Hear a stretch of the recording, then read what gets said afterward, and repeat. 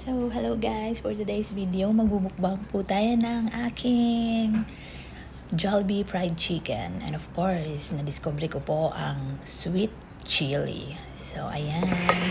Kumakain na po tayo. Yung natira ko po kahapon. Kasi alam nyo po, diba, nagmamadali na tayo kasi may trabaho pa tayo. So, ayan yung 2-piece chicken joy ko kahapon. Hindi ko naubos kasi may spaghetti naman at saka coke float. So, ayan yung chili pala guys. Matamis pala siya pero maanghang. So, na-discover ko dyan, yung sili na yan is sweet chili.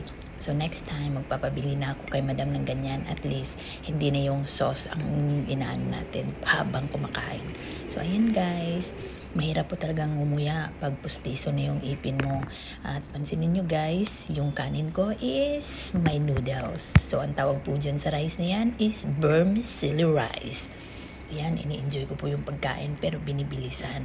Kasi kahit anong oras, pwedeng darating yung mga bossing natin kasi hindi naman sila nagtatrabaho. May negosyo lang sila. So, ganun po talaga ang buhay na pagkahirap. Kasi pag nagkakamay ka po dito is ayaw na ayaw po talaga nila. So, ayan, mabilis ang pagkain.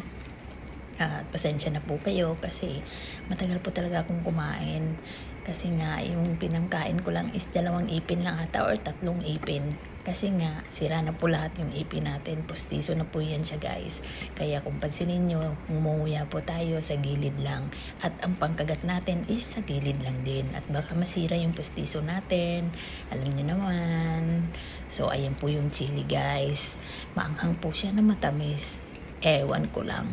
Try nyo po yan. Masarap po talaga siya. Crispy, matamis-tamis.